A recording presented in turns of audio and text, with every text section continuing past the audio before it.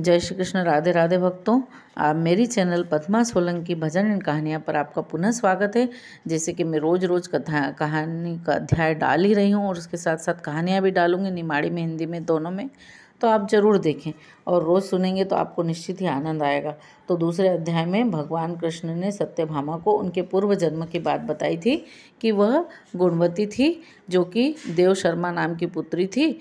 और फिर उन्होंने उस गुणवती ने जो था कार्तिक मास का व्रत किया था और एकादशी का व्रत किया था, जिसी के पुण्य स्वरूप वो भगवान की सत्यभामा के रूप में उनका जन्म हुआ था। और भगवान ने कहा कि तुमने मेरा व्रत किया है, इसीलिए भगवान उनका हमेशा भगवान का और उनका साथ बना रहेगा। अब तीसरे अध्याय में जब सत्यभामा जी पूछती हैं भगवान से कि आप तो तीनों लोगों को जानने वाले हो, तो आप कार्तिक मास को ही श्रेष्ठ क्यों मानते हो, और सब तिथियों में एकादशी और सब महीनों में कार्तिक का महीना ही आपको क्यों प्रिय है। तो कृष्ण भगवान बोलते हैं कि हे कांते, तुमने बहुत अच्छा प्रश्न किया है। इस विषय में एकाग्रचित होकर राजा वेणु के पुत्र पृथु और महर्षि नारद का पूरा संवाद मैं सुनाता हूँ, वो सुनो। नारद जी बोले कि पहले समय में एक नारद जी जब बताते हैं, तो नारद जी जो सुना रहे हैं वही मैं बता रही हूँ कि नारद जी बोले कि पहले समय में सागर का पुत्र शंखासुर नामक राक्षस था। और वो त्रिलोकी को जीतने वाला महापराक्रमी पैदा हुआ था। यानी शंखासुर जो राक्षस था वो बहुत पराक्रमी था और उसने त्रिलोकी को जीत लिया था और सब देवताओं को स्वर्ग से निकाल दिया और इंद्र और उसके संपूर्ण लोकपालों के सारे अधिकार उसने अपने हाथ में ले लिए। और जब सब देवता शंखासुर के भय के मारे 1 वर्ष तक सुमेरु पर्वत की गुफाओं में रहे। और एक समय शंखासुर ने विचार किया कि मैंने देवताओं को तो जीत ही लिया है, परंतु वे सब अभी भी बलवान मालूम होते हैं। तो अब मैंने जान लिया कि वो सब वेद मंत्रों के प्रभाव से युक्त होते हैं, इसी से वे बहुत बलवान हैं। तो उसने सोचा कि क्यों न मैं वेदों का ही हरण कर लूँ, तो ये सब बलहीन हो जाएंगे। तो ऐसा सोचकर शंखासुर जो था सत्यलोक में गया, जहाँ भगवान उस समय सोए हुए थे, और उसके मन में चोरी की इच्छा थी। इस कारण वो वेदों को चुराने लगा और तब 20 बीजों सहित वेद मंत्र भी उसके भय के कारण इधर उधर छिप गए। तब शंखासुर ने खोजता हुआ समुद्र के अंदर विचरने लगा, और परंतु उसे वेद मंत्र इकट्ठे नहीं मिले।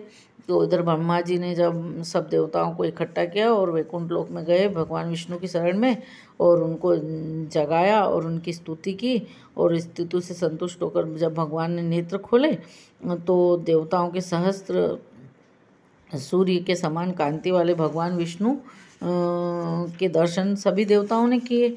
और सब देवताओं ने फिर उनकी पूजा की और साष्टांग दंडवत किया। तब प्रसन्न होकर भगवान उनसे कहने लगे कि हे देवगणों, मैं तुम्हारी पूजा से और स्तुति से बहुत प्रसन्न हुआ हूँ। आप लोग जो भी की मनोकामना मैं अवश्य पूर्ण करूँगा। और अश्विन शुक्ल पक्ष की एकादशी से लेकर देवउठनी एकादशी तक आपके साथ जो भी मनुष्य ब्रह्म मुहूर्त में प्रातःकाल तुम्हारी तरह मेरा पूजन करेंगे, उनके वे सब मुझे प्यारे होंगे और मुझे प्राप्त होंगे। यानी कुछ लोग जो है मतलब अश्विन मास की 11 से ही स्नान करना चालू कर देते हैं। तो तुम्हारे यहाँ आने पर हमको ये सब बातें ज्ञात हुई।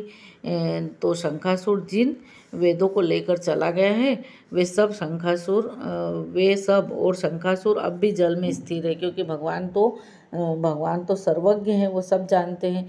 तो उन्होंने देख लिया कि सारे जो वेद हैं और शंखासुर राक्षस है वो भी जल में ही है। तो इसलिए शंखासुर को उन्होंने कहा भगवान ने कि मैं शंखासुर को मार के वेदों को ले आऊँगा। अब से लेकर बीज मंत्र समेत सब वेद प्रतिवर्ष कार्तिक के महीने में सदा जल में निवास करेंगे। यानी भगवान ने कहा कि कार्तिक के जल में स्नान क्यों करते हैं लोग, वो कार्तिक के महीने में जल में स्नान क्यों करने जाते हैं, क्योंकि बीज मंत्र समेत सब वेद कार्तिक के महीने में सदा जल में रहते हैं। और मैं आज से मत्स्य रूप धारण कर जल में रहूँगा। तो तुम भी सब मुनियों को साथ लेकर आना। और इन दिनों पृथ्वी लोक में जो मनुष्य प्रातःकाल स्नान करेंगे वे निश्चय ही यज्ञांत स्नान के फल को प्राप्त होंगे। अतः हे देवराज इंद्र, जो लोग कार्तिक मास में नियम पालन करते हैं उनको तुम मेरे लोक में पहुंचा दिया करो, ऐसा भगवान ने कहा। और उनकी सबकी आपत्ति और सब विघ्नों की रक्षा करते रहना।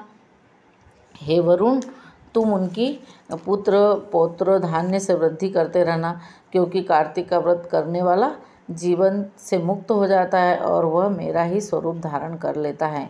और अन्य सभी देवताओं जो जन्म से मरण तक इस उत्तम व्रत का नियम का पालन करता है वह तुम्हारे लिए तो भी पूज्य है। तुम लोगों ने मुझे एकादशी के दिन जगाया है, इसलिए यह तिथि परम पवित्र है और सदा मनाने योग्य है। यह तिथि मेरे लिए हमेशा के लिए प्यारी है। तो हे देवगुणों, विधि पूर्वक किए गए ये दोनों व्रत प्रत्येक प्राणी को मेरे समीप पहुंचा देते हैं।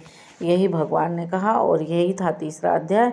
और अब चौथा अध्याय जो है मैं कल सुनाऊंगी। साथ में कथाएं तो सुनाती ही रहूँगी, निमाड़ी की भी सुनाऊंगी और हिंदी की भी सुनाऊंगी। आप ज़रूर मेरी चैनल पर पद्मा सोलंकी भजन एंड कहानियाँ पर ज़रूर देखें।